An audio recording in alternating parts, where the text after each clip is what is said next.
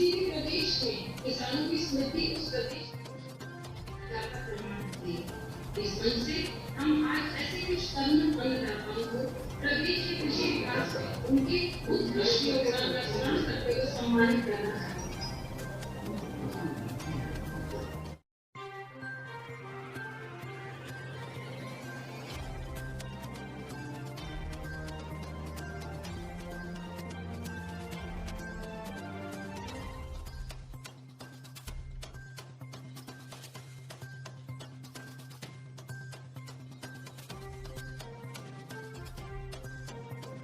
ध्वनि से उनका उद्बोधन के लिए आमंत्रित करते हैं।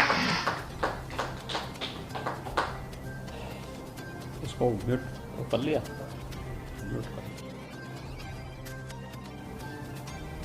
उत्तर प्रदेश कृषि अनुसंधान परिषद के 33वें स्थापना दिवस पर आयोजित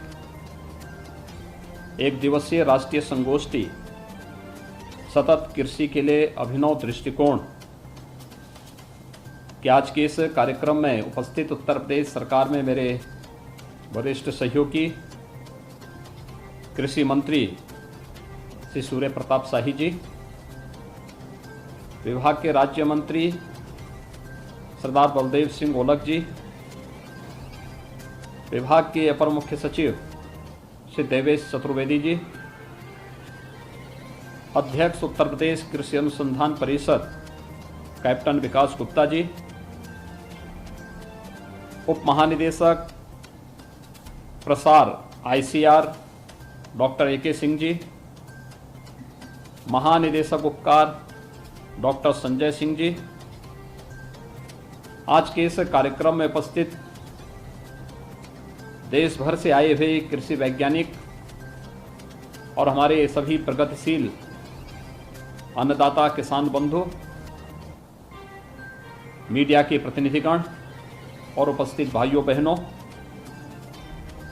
मैं सबसे पहले उत्तर प्रदेश कृषि अनुसंधान परिषद उपकार के 33वें स्थापना दिवस के अवसर पर इस संस्थान से जुड़े हुए सभी वैज्ञानिकों को, सभी पदाधिकारियों को हृदय से बधाई देता हूं। 33 वर्षों की एक शानदार यात्रा किसी भी संस्था की अपनी उपलब्धियों के मूल्यांकन का एक अवसर होता है और मैं इस अवसर पर धन्यवाद दूंगा कैप्टन विकास गुप्ता जी को और डॉक्टर संजय सिंह जी को कि उन्होंने अपने स्थापना दिवस के अवसर पर आज के एक ज्वलंत मुद्दे को ध्यान में रखकर के कृषि वैज्ञानिकों की इस एक दिवसीय संगोष्ठी के साथ अपनी स्थापना दिवस के इस कार्यक्रम को प्रदेश की राजधानी लखनऊ में आयोजित कर रहे हैं। मैं इसके लिए उपकार के अध्यक्ष और महानिदेशक को हृदय से धन्यवाद देता हूं। हम सब जानते हैं उत्तर प्रदेश देश की आबादी का सबसे बड़ा राज्य है। अगर हम देश की आबादी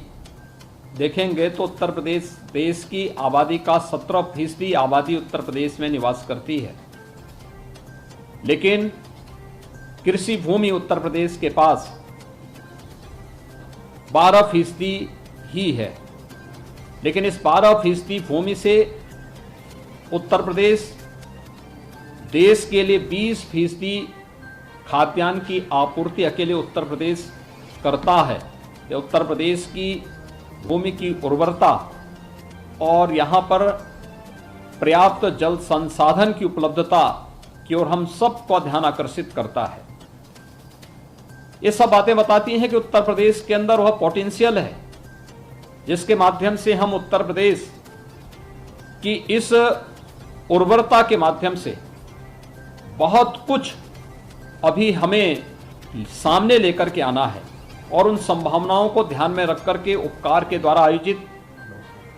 सतत कृषि के अभिनव दृष्टिकोण से संबंधित यह संगोष्ठी अत्यंत महत्वपूर्ण साबित हो सकती है। उत्तर प्रदेश के अन्नदाता किसानों के हितों को ही ध्यान में रख करके सन 2017 में हमारी सरकार ने फसल ऋण माफी के एक बड़े कार्यक्रम को निर्णय लेते हुए आगे बढ़ाया था और आदरणीय प्रधानमंत्री जी ने पहली बार हमारे अन्नदाता किसानों को लागत का 1.5 गुना न्यूनतम समर्थन मूल्य के बराबर लागत प्राप्त हो, इसके लिए उन्होंने 2018 में एमएसपी की जो घोषणा की, आज सफलतापूर्वक वह प्रदेश के हमारे अन्नदाता किसान प्राप्त कर रहे हैं।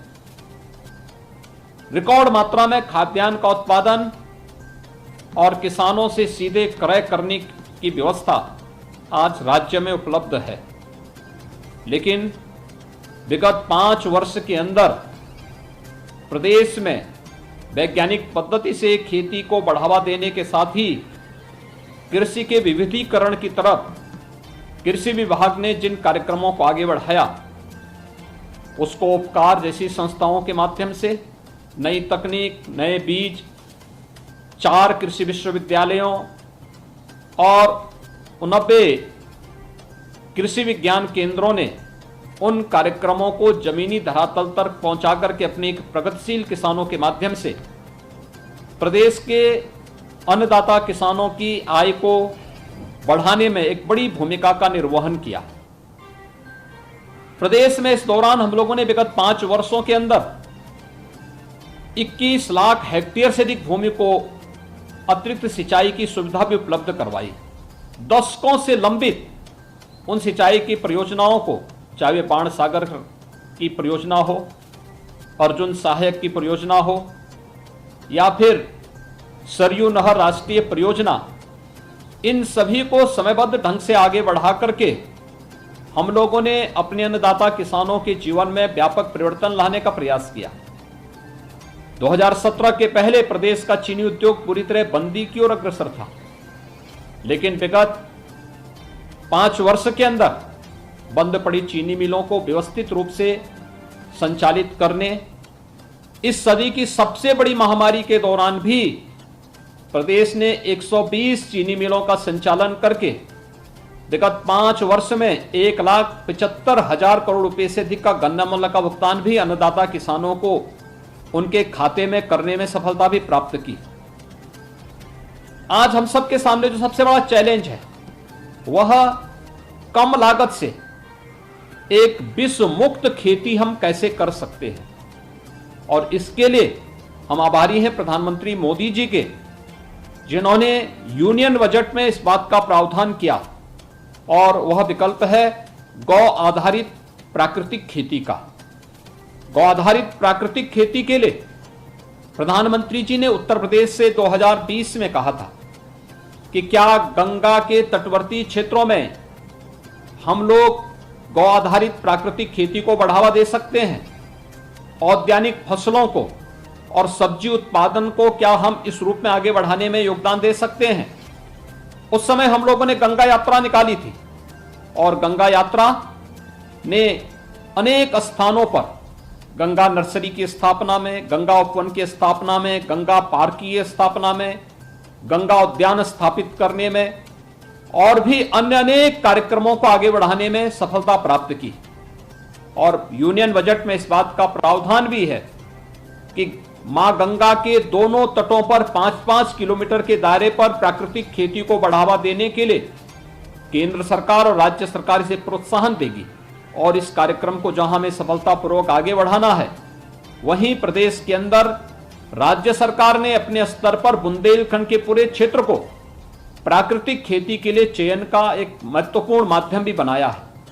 प्राकृतिक खेती कम लागत में अच्छा उत्पादन और विष मुक्त खेती को बढ़ावा देने का एक महत्वपूर्ण माध्यम है। और इस महत्वपूर्ण माध्यम को आगे बढ़ाने के लिए मैं आप सभी उपस्थित कृषि वैज्ञानिकों का आह्वान करूंगा कि वे सभी इस अभियान के साथ जुटेंगे तो न केवल अन्नदाता किसानों की आमदनी को कई गुना बढ़ाने में हमें मदद मिलेगी, बल्कि तमाम प्रकार के रोगों से मुक्ति का भी एक माध्यम हम दे पाएंगे और गौ माता की रक्षा करने में भी हमें सफलता प्राप्त होगी। और इसके लिए मैं आप सबका आह्वान करूंगा कि हम सभी लोग मिलकर के इस कार्यक्रम को सफलतापूर्वक आगे बढ़ाने में अपना योगदान दें। इसके लिए राज्य सरकार ने हर एक कमिश्नरी स्तर पर टेस्टिंग लैब भी, जिससे बीज की और उत्पादन की सर्टिफिकेशन की कार्रवाई को हम संपन्न कर सकें, इस कार्रवाई को भी हम आगे बढ़ाने का कार्य प्रदेश के अंदर तेजी के साथ आगे बढ़ा रहे हैं। इसके लिए हमारी टेस्टिंग लैब्स भी स्थापित हो रही हैं। मुझे विश्वास है कि नमामि गंगे परियोजना की सफलता में कृषि विभाग के द्वारा दिए जाने वाले योगदान का और अन्नदाता किसानों की आमदनी को लागत कम, उत्पादन अच्छा और विष मुक्त खेती के माध्यम से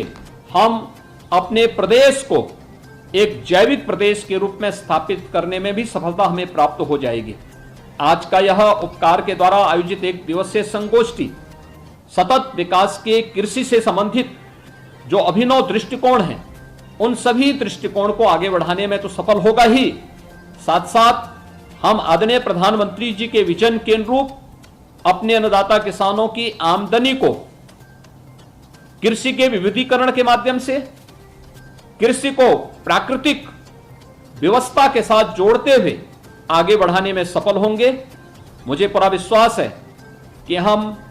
कृषि विकास के साथ साथ अपने अन्नदाता किसानों के उन्नयन की दिशा में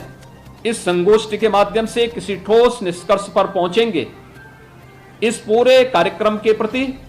मेरी मंगलमय शुभकामनाएं हैं। मुझे पूरा विश्वास है कि पूरे दिन भर चलने वाली इस संगोष्ठी में हम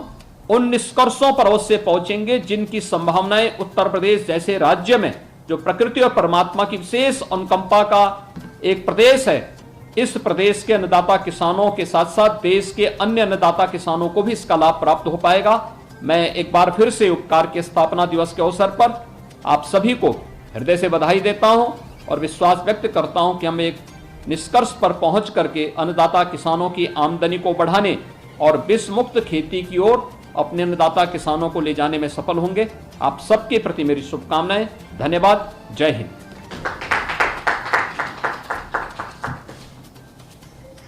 संबोधन के